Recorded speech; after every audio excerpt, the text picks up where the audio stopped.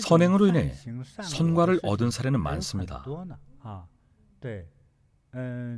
중국의 고대 시기 중에 춘추 전국시대는 지금으로부터 약 2500년 전이죠. 당시 두 나라가 있었는데 하나는 양나라였고 다른 하나는 초나라였습니다. 두 나라는 서로 인접해 있었죠. 초나라의 위치는 지금의 중국 후베이성 지역입니다. 초나라 옆에 있는 양나라는 초나라보다 조금 작았습니다. 당시 두 나라 사이에는 마찰이 끊이지 않았습니다. 원래 가까이 붙어 있을수록 더 많이 부딪히는 법이죠. 그래서 두 나라의 국경에는 항상 많은 병사들이 주둔하고 있었습니다. 조금만 문제가 생겨도 금세 전쟁이 벌어지곤 했습니다. 양국의 병사들은 어떻게든 자국의 이익을 지키려 했죠. 두 나라의 국경 근방에는 작은 마을이 있었습니다.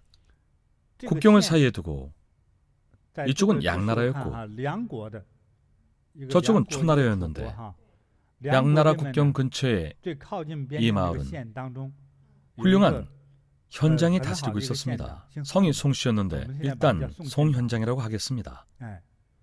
양나라 마을에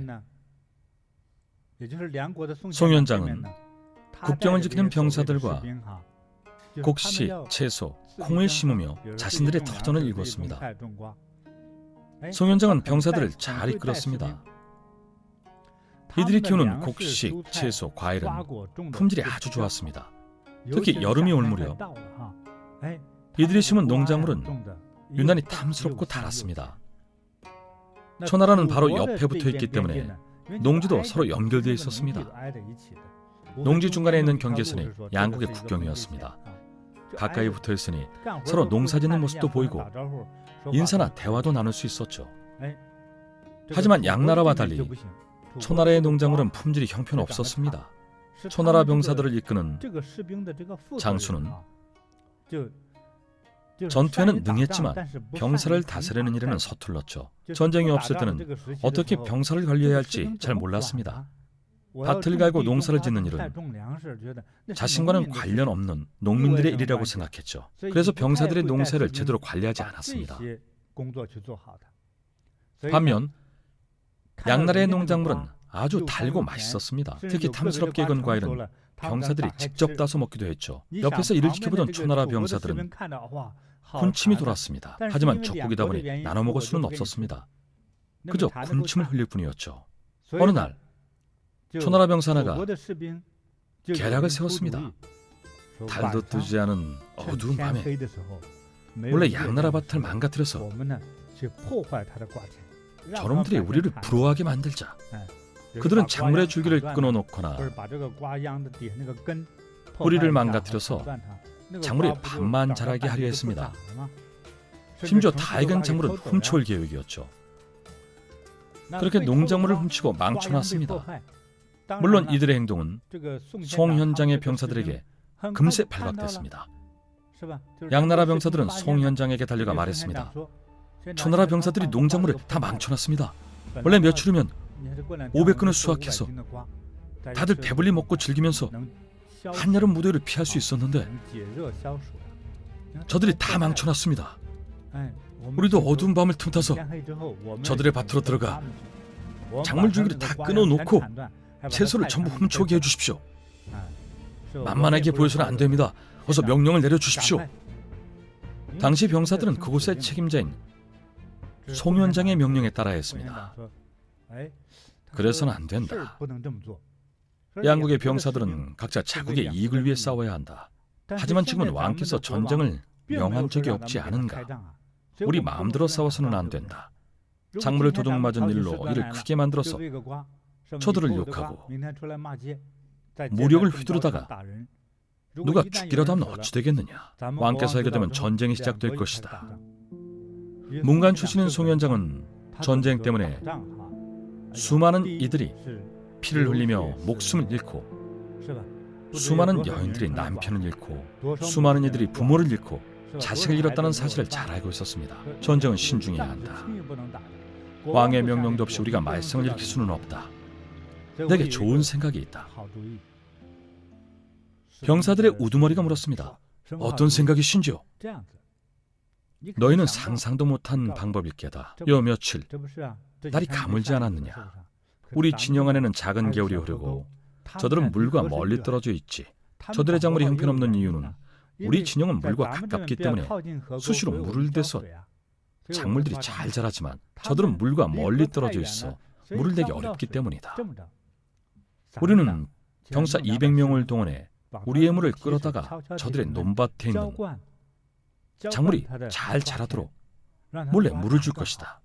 며칠 밤 내내 물을 대준 결과 초나라의 작물들이 무성하게 자라기 시작했습니다. 초나라 장군이 깜짝 놀라 물었습니다. 이게 어찌된 일이냐? 누가 이렇게 한 것이냐? 저희들은 아닙니다. 저희는 밤만 되면 골아 떨어지는데 누가 그 밤에 밭에 물을 주겠습니까? 저희들은 아닙니다. 누구 짓인지 잘 알아보거라. 진상을 조사해보니 송년장에 부하 병사들이 몰래 물을 한 톤씩 들고 와서 논밭을 헤집지도 않고 조용히 물만 주고 그대로 물러간 것이었습니다. 물에 독을 타지도 않았죠. 작물은 무럭무럭 자랐습니다. 어리둥절해진 초나라 병사들은 곧장 상관에게 달려가 이 사실을 보고했습니다. 상관은 영문을 알 수 없었습니다. 이런 일은 나 혼자 처리할 수 없지. 어쨌든 두 나라 사이의 일이니 이런 기이한 일은 왕에게 직접 보고해야겠다. 상관은 왕에게 보고했습니다. 초나라의 왕은 경제가 높았습니다. 왕은 보고를 듣고 나서 잠시 생각에 잠겼습니다.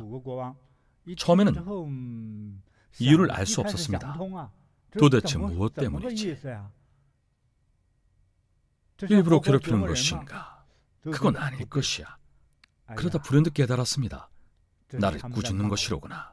곰곰이 생각해보니 기분이 좋으면서도 씁쓸한 꾸짖음이었습니다. 이를 어쩌면 좋을꼬. 한나라의 왕은 백성들에게 당당한 군주로서의 기품을 보이는 것이 중요했습니다. 상대가 이런 묘수를 썼다면 우리는 더 고상한 방법을 쓰자. 왕은 아주 귀중한 선물을 준비해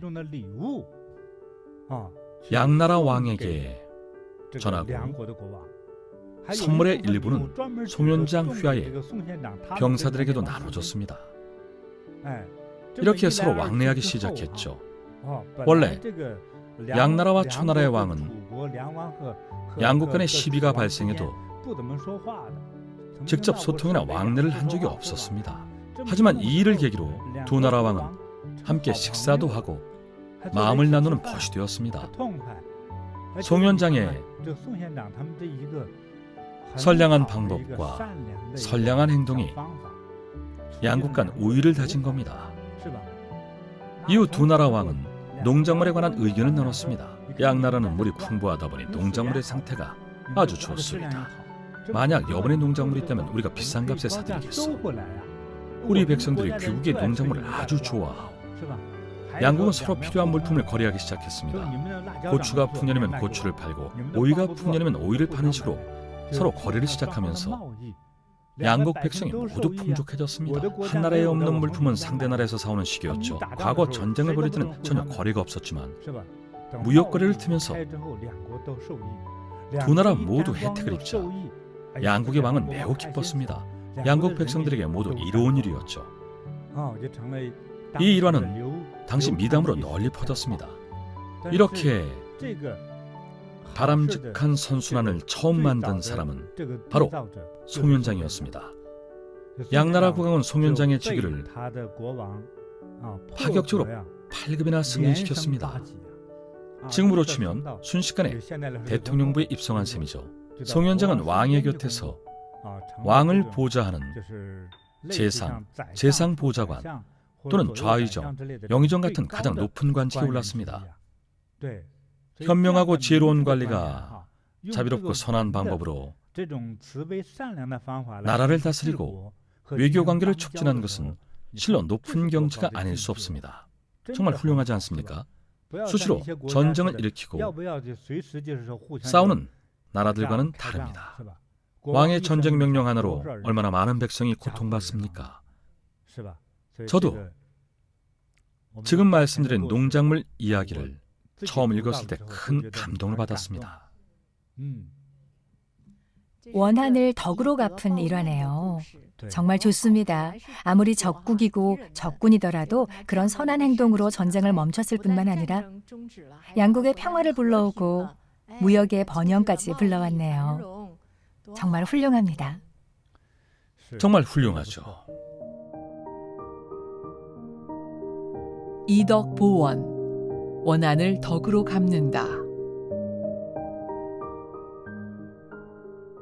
옛날에 선사 한 분이 계셨습니다. 홀로 깊은 산속에서 수행을 하시는 선사였죠. 선사에게 공양하는 사람들은 그 지역의 농민들이었습니다.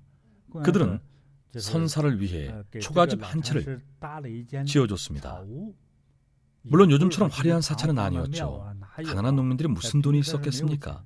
그 선사는 진정한 깨달음과 이치를 얻기 위해 일부러 깊은 산을 찾아 작은 초가집을 짓고 고행을 하고 있었습니다. 이미 어느 정도 높은 경지에 도달한 수행자였죠.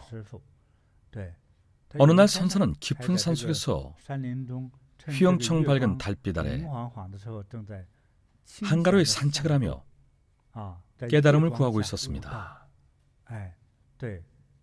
그날따라 선사는 매우 자제로운 느낌이 들었습니다. 아름다운 깨달음의 성경에 들어선 듯한 느낌이었죠. 기쁨이 차올랐습니다. 잠시 후 바람이 서늘해지자 초가집으로 돌아가 좌선을 해야겠다고 생각했습니다. 하지만 초가집에 다다를 때쯤 평소 인적이 드문 그곳에 누군가 몰래 집안에 들어와 여기저기 뒤지는 광경을 목격했습니다. 집에는 아무것도 없었습니다. 좌선을 위한 집방석 하나와 빈 밥그릇 하나 말고는 아무것도 없었습니다. 그 도둑은 살그머니 선사의 초가집에 들어가 한참을 뒤졌지만 훔쳐갈 만한 값 나가는 물건은 아무것도 없었죠. 선사는 그저 지켜만 봤습니다. 한참을 뒤지다가 결국 빈손으로 나온 도둑이 문을 나섰을 때 선사는 자신의 외투를 벗어 팔에 걸치고 있었습니다. 친구여, 정말 미안하네.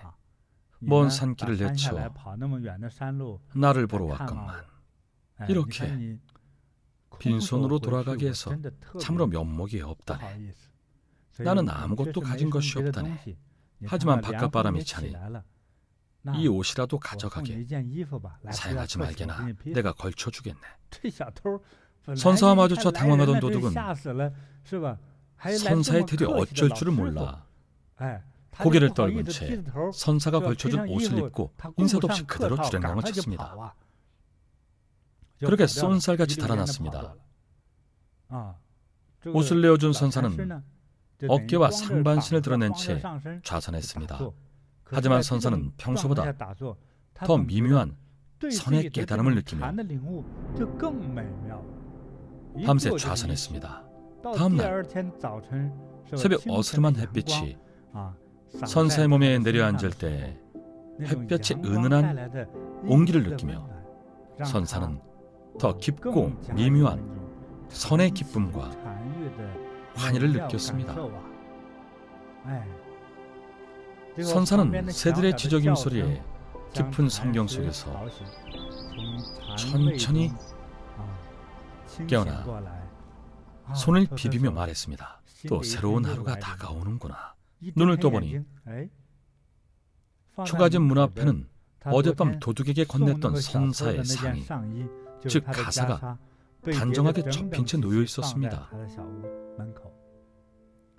아, 정말 다행이구나.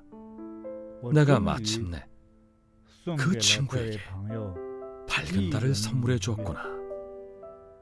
얼마나 아름다운 경지입니까? 참으로 기쁘고 아름답죠. 스승님의 이야기를 들으니 마음이 포근해집니다. 불교의 자비는 늘 우리에게 더할 나위 없는 아름다움과 마음과 영혼의 기쁨을 줍니다. 은은한 기쁨의 울림이죠. 선사는 모든 것을 초탈한 것 같습니다. 그런 자비로운 생각은 평범한 사람은 절대 못합니다. 우리도 선사의 자비심과 넓은 마음을 배워야 할 것 같습니다. 저희들처럼 평범한 사람은 집에 도둑이 들어오면 큰 소리로 비명부터 지르겠죠. 도둑이야, 도둑이야! 도둑을 쫓아내기 바쁠 겁니다. 하지만 이야기 속 선사님처럼 깨달음의 경지가 높은 분은 생각이 남다릅니다. 그대가 빈손으로 돌아가는 것이 안타까우니 선물을 드리겠소. 날이 추우니 이 옷이라도 걸치시오. 참으로 감동적인 이야기입니다. 또한 그 자비로움이 너무 좋았습니다. 선사님은 오히려 넓은 도량으로 도둑에게 밝은 달을 선물했죠. 어쩌면 그 도둑도 선사님 덕분에 득도했을지도 모릅니다. 도둑이 옷을 접어 다시 돌려준 것만으로도 이미 득도한 거죠. 스스로 반성하고 참회했으니까요. 잘못을 깨달은 거죠. 방금 스승님의 이야기에서 선사님은 도망가는 도둑을 보고 이렇게 생각했습니다. 저 친구에게 밝은 달을 선물한다면 얼마나 좋을까. 이런 생각만으로 이미 선업이 생기기 시작했고 또 금세 선과가 나타났죠.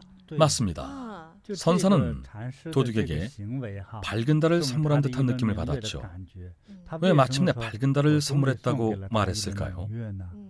여기서 밝은 달은 바로 자비를 뜻합니다. 심성의 광명이군요. 그렇죠. 정말 훌륭하네요. 일단 부처님의 가르침을 떠나서 많은 사람들이, 특히 가난하고 어려운 사람들은 먹을 것도 없고 입을 것도 없어 어쩔 수 없이 물건을 훔칩니다. 선사는 이런 행동이 가난 때문이라는 것을 알고 있었죠. 선사는 자신의 모든 것을 다해 도둑을 감싸주고 보시하려 했습니다. 밝은 달은 무엇을 의미할까요?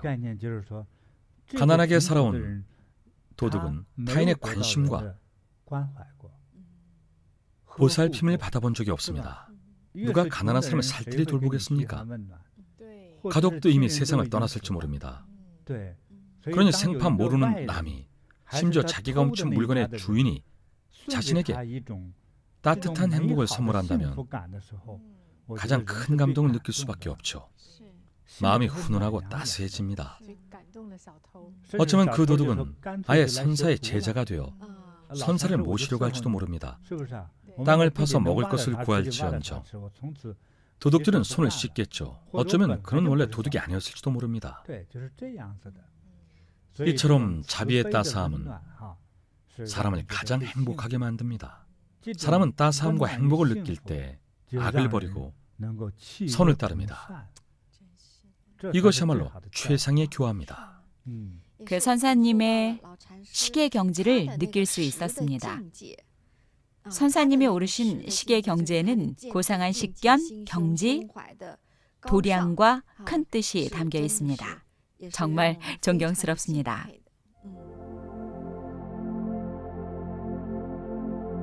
늘 진실과 자비의 마음이면 내가 서 있는 이곳이 바로 극락이라. 화엄경 중에서.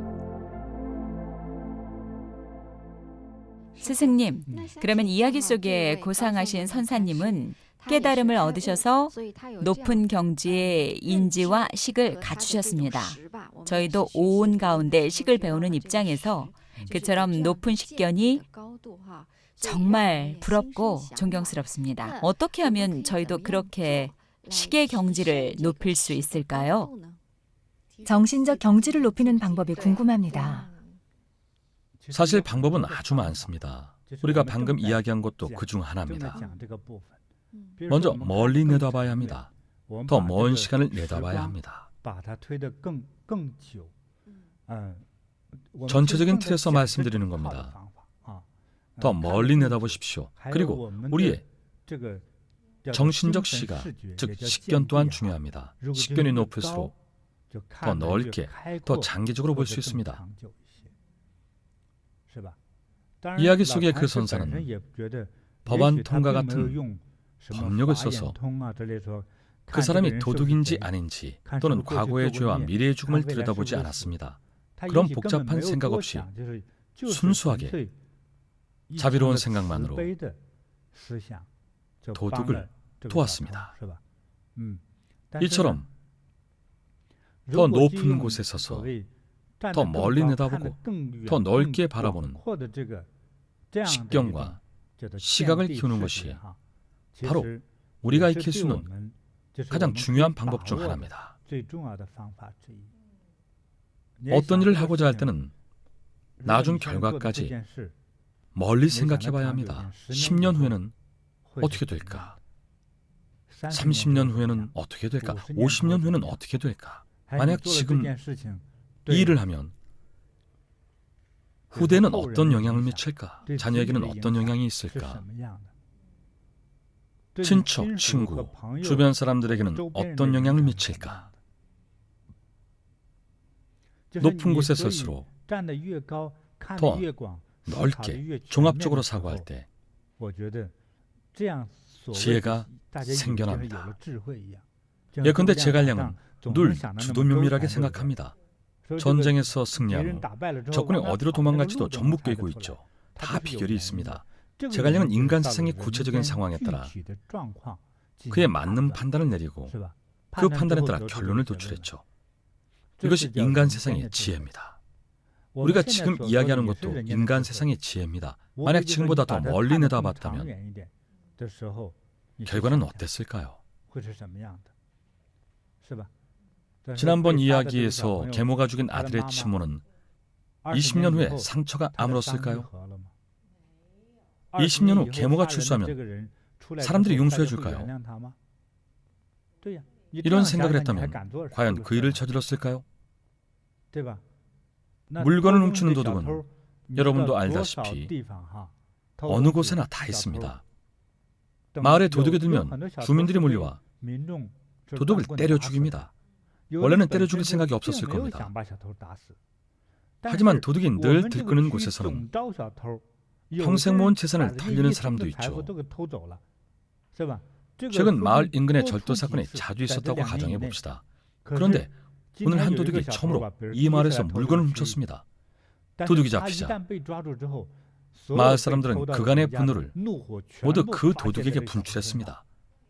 도둑은 억울하다는 듯이 저는 모릅니다. 오늘이 처음입니다. 이렇게 말하겠죠. 주민들은 헛소리 말라면서 몽둥이로 무자비하게 그 도둑을 두들겨 팼습니다. 그러다 실수로 급소를 때려서 도둑이 죽었습니다. 자신이 맞아 죽을 줄 알았다면 그 도둑이 도둑질을 했을까요? 감히 못했겠죠. 조금만 멀리 보고 생각한다면 얼마든지 깊이 생각해 볼 만한 부분이 있을 겁니다. 무슨 일을 하든 성공만 생각하지 마십시오. 창업도 마찬가지죠. 창업으로 큰 돈을 번 사람도 많지만 창업에 실패한 압박으로 죽었거나 옥상에서 뛰어내리거나 폐가 망신한 사람도 많습니다. 그런 경우가 정말 많습니다. 어떤 일을 하려고 할 때 욕심이 과한 사람은 성공 사례들만 참고하고 실패 사례들은 참고하지 않습니다. 맹목적으로 일을 추진하면 틀림없이 문제가 생깁니다. 마음의 준비도 제대로 갖추지 못한 채로 덜컥 일부터 벌렸다가는 실패하기 십상입니다. 실패한 후에 어떻게 될 건지 생각해 봐야 합니다. 실패는 시간의 연속성과 함께 주변에 연쇄 반응을 일으킵니다. 후폭풍이 계속되죠. 한 번 피해를 입은 사람은 피해 의식에 계속 시달립니다. 실패의 상처가 심할 경우 평생 지워지지 않는 상처와 그림자를 안고 살아갑니다. 스승님, 상처의 후폭풍이 그 사람의 일생에만 영향을 미치는 것이 아니겠죠? 유전이든 업력이든 후손에까지 이어지지 않을까요? 더 멀리까지요. 여러분도 잘 아시겠지만 DNA는 유전이 됩니다. 아이가 태어나기 전에 아이 엄마가 함부로 욕을 하면 그 정보가 DNA에 새겨집니다. 업장과 마찬가지죠. 그 정보가 자동 저장된 후에 아이에게 전해집니다. 왜 임산부에게 술, 담배, 마약을 금하고 화도 내지 말라고 할까요? 아이에게 직접적으로 영향을 미치기 때문입니다. 산부인과 의사들은 불법이나 인과를 믿지 않겠지만 구체적인 행위에 대한 인과는 분명히 DNA에 새겨져 아이에게 유전됩니다. 실제로 그렇습니다. 임산부가 하는 행동은 의식적이든 무의식적이든 자연스레 아이에게 전달됩니다. 의붓아들을 살해한 계모가 임신한 상태에서 경찰에 붙잡혔죠. 그리고 감옥 안에서 자신의 아이를 낳았습니다. 계모가 의붓아들을 살해하던 무시무시한 순간들, 시체를 태우던 광경까지 전부 뱃속 아이의 DNA에 전해졌습니다. 타인과 자신을 모두 해쳤군요. 계모의 아이는 어떻게 자랄까요? 커서 쉽게 악행을 저지를 겁니다. 남을 해치면 자신이 화를 입습니다. 어렸을 때 유난히 거칠고 난폭한 아이들이 있죠. 어머니를 보면 참 온순한데 그 자녀는 왜 난폭할까요? 다 이유가 있습니다. 전생의 업 때문입니다. 그리고 부모 중 한 사람이 저지른 큰 죄악의 DNA가 유전됐기 때문입니다. 그건 씻어낼 방법이 없습니다. 타고난 외모처럼 고치기 어렵죠. 그만큼 고치기 어렵기 때문에 더 무서운 겁니다. 이런 끔찍한 사건들을 통해 아주 기본적이고 자연스러운 법칙과 이치를 배워야 합니다.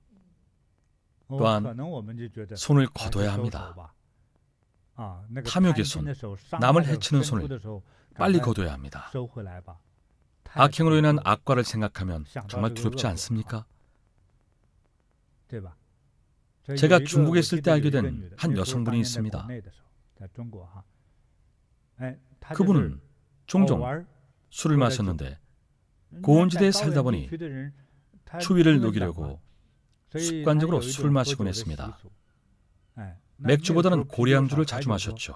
맥주는 차가워서 속이 불편해지니 추운 날에는 독한 고량주로 속을 따뜻하게 덮이곤 했습니다. 그분도 늘 고량주를 마셨는데 술만 마시면 술주정을 하고 욕을 하며 남편과 싸우고 시부모와 다퉜습니다. 그분이 2-3년 후에 아이를 출산했는데 아이 몸에 절반 이상이 심한 아토피로 뒤덮였습니다. 몸 구석구석 돌아가며 붉은 반점들이 생겼습니다. 몸 전체를 옮겨 다니는 듯했죠. 병원에 데려가도 영문을 알 수 없었습니다. 의사는 대체 임신 중에 무슨 짓을 했냐고 다그쳤죠. 그렇게 심각한 아토피는 의사도 본 적이 없기 때문에 임신 중에 생긴 문제라고 추측할 뿐이었습니다. 늘 술 마시고 화내고 또 술 마시고 온갖 성질을 부렸으니까요. 붉은 반점은 불을 상징하고 노란 피부는 불꽃을 상징하죠. 그 어머니의 업이 아들 몸에 나타났습니다. 정말 심각했죠. 이런 이치를 이해하고 나면 섣불리 행동할 수 없습니다.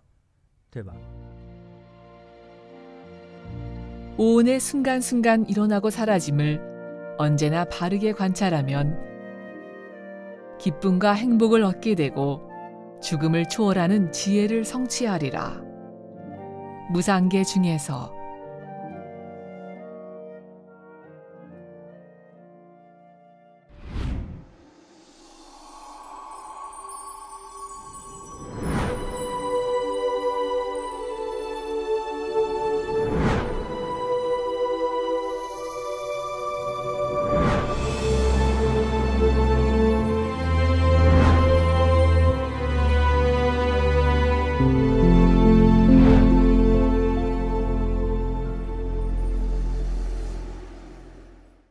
병원에 나가보면 내보고 제일 점대요. 사람들이요. 별실이 뭐 크게 헬스를 한다든지 그런 운동하는 건 없어요. 오직 아침에 그 시간 팔개가 나를 살리고 있죠.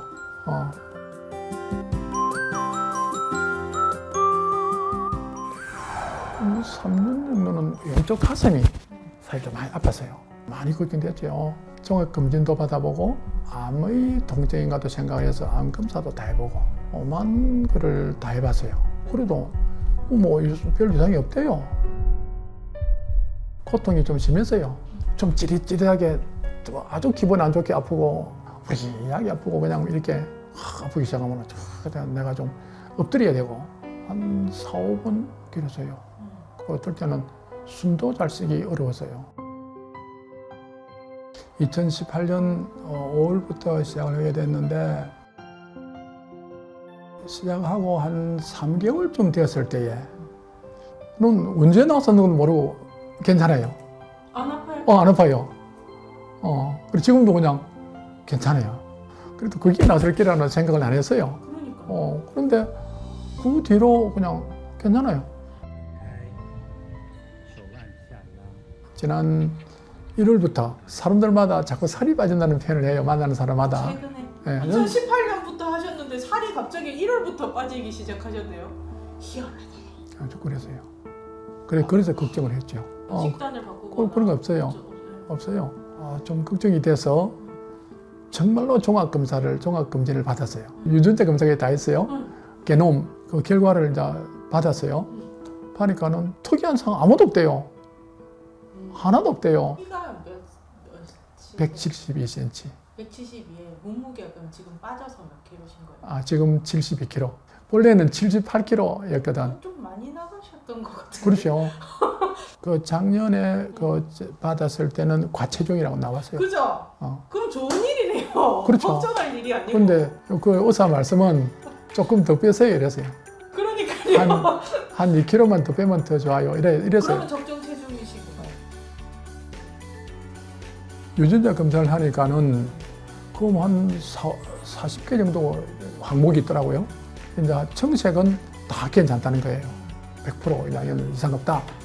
근데 이제 조금 이상한 건 중간색, 약간 황색. 그 다음에 아주 위험한 건 빨간색 표현해요. 나는 전부 다가 청색이에요. 그 가족분들 중에 없어요? 안 걸리시거나 이런 분들 한 분도 안 계세요? 있어요. 어머니는 암으로 돌아가셨거든요. 선생님이 말씀은 8개를 하면 운명이 바뀐다는 표현을 했었어요.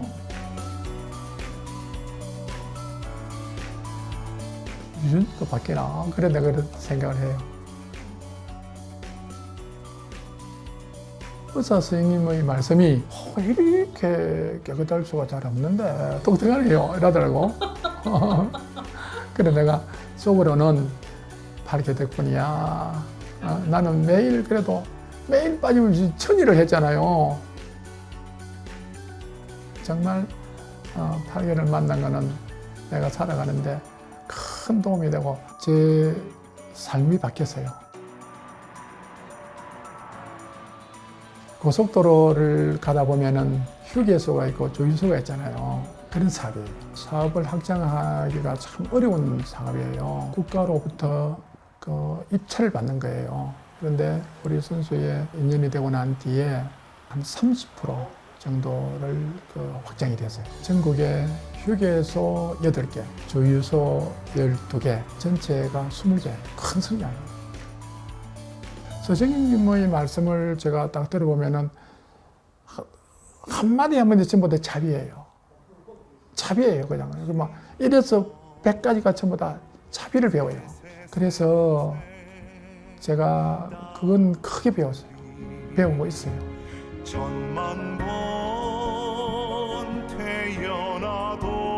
저는 그렇게 생각해요.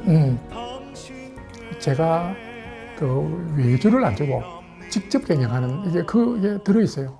외주를 줘 보니까요, 이게 정상적인 서비스가 안 돼요. 왜냐하면 그것도 당연한 거예요. 그 중간 사장이 자기도 이득을 채야 되잖아요. 그러면은 이 나가는 음식이 안 좋아져요. 그건 당연한 거예요. 그래서 내가 그거를 끊었어요. 그래서 자체 운영을 해요. 다른 휴게소들보다는 자신 있게 한글을 팝니다.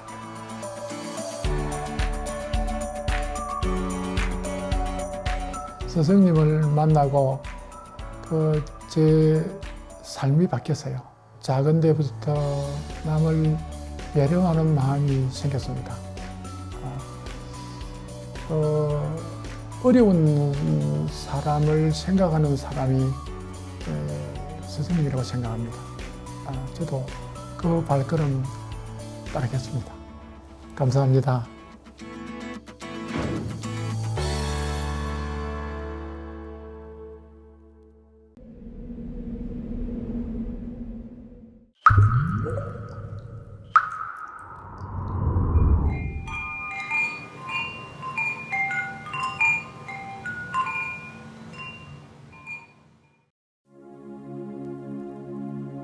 大慈大悲的佛陀，天地间最尊贵的觉者，我以至真至纯之心，感恩您的降临。是你的呵护，让我走出荆棘，是你的妙法，让我身心安康，是你的博爱，让我海纳百川，是你的大愿，让我永世追随。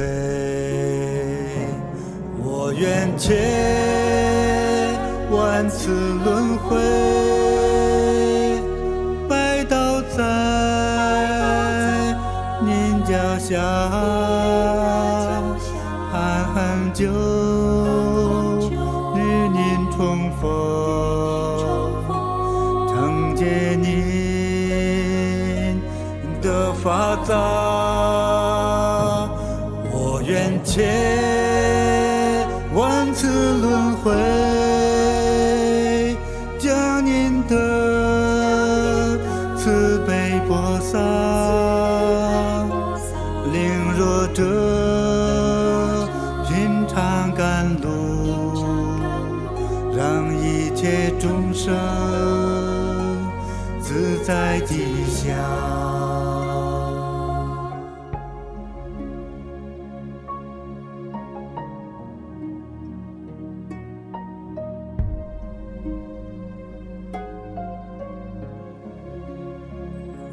是你的目光，让我看透真相，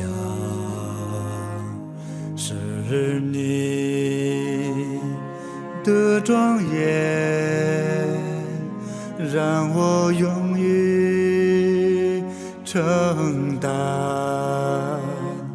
是你为德，让我告别懦弱，是你的教化，让我得以觉醒。我愿千万次轮回，拜倒在您脚下，恒久与您重逢，承接您的法藏。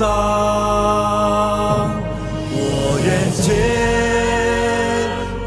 次轮回，将您的慈悲播撒，领弱者品尝甘露，让一切众生自在吉祥。